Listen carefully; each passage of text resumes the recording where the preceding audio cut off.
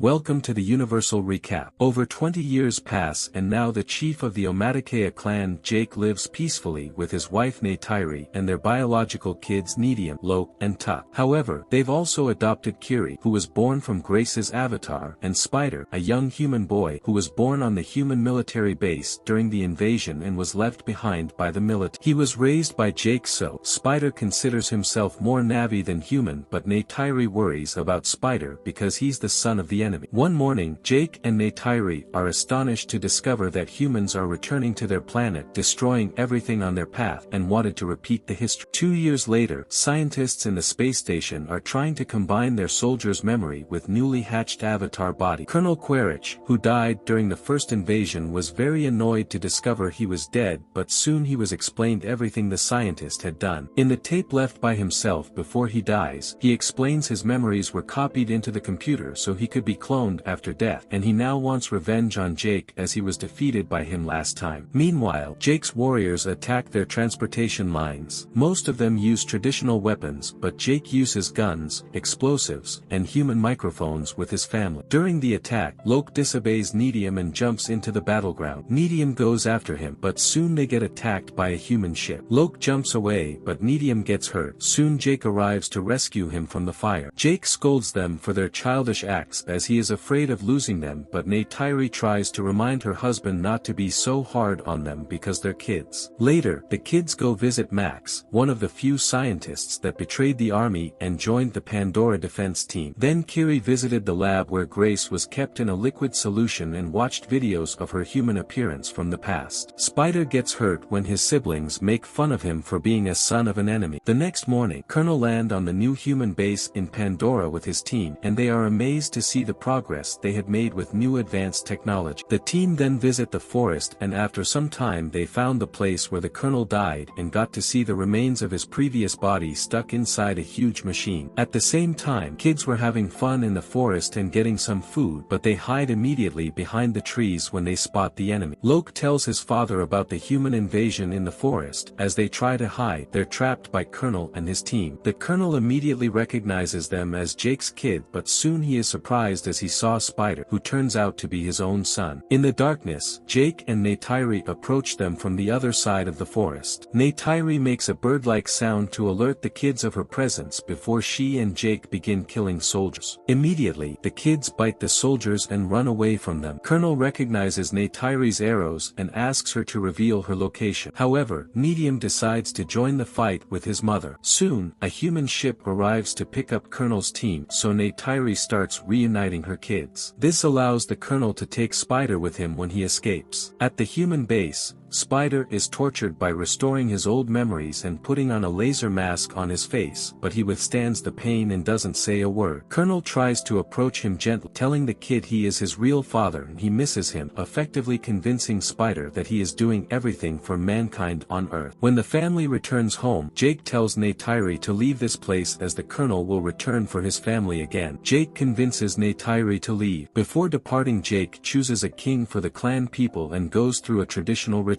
The family gets to leave for the Metkayina coast where locals are adapted to aquatic life and can stay longer underwater without breathing. When the family arrives after a long trip, Chief Tanawari and his wife Ronald worry about them because of their human history and the danger of war. But since their tradition allows them to give shelter to needy ones, their family gets to stay. Tanawari asks his children to teach them their way of living. While his son Aunang was offended by his father, daughter Rhea gladly shows them the place all around. From that day, Jake and his family try to adapt to aquatic life by working on things like riding Ilu, an aquatic creature, and holding their breath underwater for a long time. While everyone faced difficulties adapting to the changes, surprisingly Kiri doesn't need to learn any extra tricks. She can naturally stay underwater for hours. She instantly develops a bond with all the creatures of the sea. Meanwhile, the colonel developed a bond between him and Spider by taking him on some important missions. In return, Spider also takes them to mountains tons of ikrans, dangerous flying creatures that can't be captured by anybody by force. Colonel gives it a try to overcome the creature but accidentally falls off the mountain. The team thinks the Colonel might be dead, and as they were about to leave, Colonel make an astonishing flight by riding the big bird. Back on the beach, QURIES was interrupted by Aonung and his friends as they started teasing. Lok and Medium were annoyed by his behavior and soon they started fighting with Aonung. Jake scolds his sons for their actions. On the other hand, Neytiri tries to comfort QURIES, who is upset about the fight. Afterward, Lok apologizes to Aonung and his friends for the fight. Aonung then takes him to a secret location for fishing underwater, but while Lok was busy watching the sea plants, Aonung and his friend left him behind all alone to crack a prank on him. Soon Lok comes to the water's surface and was worried about how to find the way back home. However, his thoughts are abruptly interrupted when he is hit by a giant sea shark. Lok quickly swims underwater to hide among the aquatic plants, but soon he has to come up as he cannot hold air for that long. The shark comes after him, but suddenly, an enormous whale-like creature called a tulku shows up to defeat the shark and helps Lok out of the danger. Later, Lok wakes up on top of the Tolukan whale who saved him from drowning underwater. Lok and the Tolukan whale become friends and thanks for the help. He removes an iron hook from its arms left by the human army. The Tolukan whale then guides Lok back to the village, although it leaves before being seen. Lok reunites with his family and takes all the blame on himself in front of Tonowari. He lies to him saying it was all his idea, but Jake scolds him again for making his family feel shame again because of him. Afterward, Aonung wonders why Lok lied to the family, but Lok tells him he just wants friends here. The next morning, Lok tells everyone about his adventure, and the locals realize that Lok met the Payakan whale, a Tolukan whale that was abandoned by the king for killing innocent creatures. No one agrees with Lok when he says Payakan whale's actually nice and saved his life. A few hours later, Lok goes back looking for Payakan whale and asks him about the rumors about him, but Payakan whale refuses to explain. Rhea takes QURIES to their clan's tree of souls. Soon QURIES attaches herself to the tree and gets a memory of Grace's spirit. QURIES asks why she's different and who her father is, but soon QURIES suddenly has a seizure. Her siblings take her back to the village where Ronald brings her back to consciousness using her traditional medicinal ritual. Max explains to Jake that QURIES had a heart attack and she shouldn't connect to any aquatic tree ever again. Colonel tracks Max's ships to find the location of Jake, but he was only able to find the right direction. Then his team went island to island in search of Jake's family. Colonel takes his team to ask for help with a whaler ship, and when the whalers refuse to help, Colonel threatens them with death. While a group of Tulkus makes their way to visit Tonowari's village, Colonel follows them from above. Spider finally sees how harmful Colonel is when he captured the locals to get information on Jake, then kills the resident of the island and set their home on fire as they didn't reveal anything about Jake. The news of Colonel's arrival reaches Tonowari, who warns Jake he's being chased after all. Jake narrates the situation to Neytiri and asks her to be patient as she is always ready to fight with Colonel. In the meantime, Lok visits Payakan whale while his friends and siblings watch from the deep waters. Lok was curious to know why Payakan whale is abandoned by the king, so the creature opens its jaws and Lok gets inside to connect his mind with Payakan whale as QURIES does with the aquatic tree. This allows him to see the whole picture. It turns out Payakan whale's mother was attacked by the human army and Payakan whale fought back to defend her, accidentally killing their own people. At last, they all were able to understand that Payakan whales were innocent and narrated the whole story to the king of the tribe. Rhea also supports Lok and expresses how proud she is of him. Sometime later, Colonel makes a plan of hunting Tolukan whales and killing them. By doing this he will hurt the tribe's sentiments and they will automatically turn their backs on Jake. Spider then watches a terrible hunting machine making a painful sensation for Tolukans. These forces Tolukans to come to the surface of the sea, and eventually, the army launches a specialized tracking missile which gets stuck on its wing. Hunting Tolukan whales for Jake was not their first priority. Colonel was told the only reason they hunt Tolukan whales is to extract their brain DNA to use them in anti-aging medicines on Earth and when they dispose of the body back in the ocean. This whole thing was noticed by Jake and he explains to the villagers that by tracking the Tolukan whale they just need to catch Jake, so they all need to be calm to overcome the situation. Now their first priority is to send away their sea creatures in order to protect them from Coronel. Lok realizes that he needs to warn Payakan whale because no one else will protect him as he is abandoned by them. Medium, Aonung, Rhea, and Lok all were shocked to see a similar tracker on the Payakan whale's fin, and they know Coronel will arrive here soon, so they they all try to remove the hook from its fin. But it was too late. Coronel already got the location and he headed towards them. Loke uses his communicators to alert Jake of the upcoming danger, and Jake immediately orders the whole village to grab their weapon, and they all jump on their elos to join the fight. The colonel immediately sends his men after the kids to capture them, leaving peacock whale behind. After a long underwater chase, they capture Loke, Tuck, and Rhea with a net. Spider rushes on deck to help his brothers but is detained by fellow soldiers back in the control room. Jake and the villagers arrived and were about to attack the ship, but Colonel ties their kids in front, making them a shield for himself. Colonel takes Loke's communicator and asks Jake to come alone. Suddenly peacock whale jumps onto the ship to protect his fellow kids. In an instant, Jake and the villagers also attack the ship from the other side. The whalers turn around their boats to attack peacock whale with harpoons. A deadly fight begins between them, but Navi quickly gains the upper hand thanks to their creatures moving faster in the sky and hiding underwater quickly. Kiri uses her bond with sea life to send aquatic plants after the ship and throws a boat on the main deck engine, making a big explosion. Inside, Spider takes advantage of the situation and activates the blade, spreading fire all over the ship. He also begins to destroy the main panel. The ship eventually starts drowning in the sea. Meanwhile, Jake fights against Colonel. Jake suddenly grabs the other creature by the neck and throws Coronel in the water, making him weak. On the other side, the army shoots a steel rope to capture peacock whale, but peacock does another jump and uses that same rope to destroy the boat. At the main ship, Medium finally manages to free his sibling. Now Loke and Medium heads towards the main cabin to save Spider. At that moment, Kiri is captured by one of the soldiers. Tuck and Rhea return to rescue her, but eventually get caught up by the Colonel. By climbing the ceiling of the ship, Loke attacks the soldiers and takes away the Spider with them, escaping the bullets by jumping into the water. Rhea shows up in her ilu and offers a ride to them. Then they got to know Medium is shot by a bullet and they all carry him to a safe island. Jake and Neytiri look at him, but unfortunately, Medium can't hold the pain and dies in their arms. At that moment, Colonel contacts Jake and asks him to come alone, as now he has his daughter. Spider guides Jake on how to sneak into the ship. The soldiers are in position waiting for Jake at the front, but Spider shows Jake how to sneak inside. Jake launches a grenade on the main deck, causing an explosion. Neytiri jumps in and begins killing soldiers. Neytiri is very angry and started killing everyone with bare hands. Jake manages to free Tuck but finds the Colonel had made Kiri a hostage and holding her with a knife. Jake drops his weapon and Spider also came in front to ask his father not to hurt Kiri, but Neytiri grabs Spider as her own hostage, meaning she wants her child to be safe or she will kill the Colonel's son Spider. Colonel realizes Kiri as he saw furiousness in Neytiri's eyes. Neytiri immediately takes all her children to the water to escape, but Jake decides to fight Coronel back one last time and end it all here. While both of them get into a hand-to-hand battle, the ship starts sinking rapidly and goes deep, trapping Jake, Colonel, Neytiri, and Tuck along with. But Kiri, Spider, and Loke manage to stay outside. They then split to save their family. Kiri uses her bond with the sea animals to use the starfish as their guides to find Neytiri and Tuck and their way out. Meanwhile, Jake finally suffocates Colonel and leaves his body to sink in the water. Jake too was about to die out of the air, but Loke bring him back to the surface. Spider is also searching for Colonel, who isn't dead yet, and tries to save him as now he has good feelings for his father. While Jake and Loke reunite with Neytiri and the girls, Spider leaves Colonel on a remote island and watches his Ikran come to the rescue. Spider denies joining his father and jumps back into the water to reunite with his family. Later, in grief, the whole village gives a burial ceremony to Medium and the Tree of Souls unites him with it. Jake and Neytiri connect their minds to the aquatic tree. This way they get to visit Medium's soul one last time.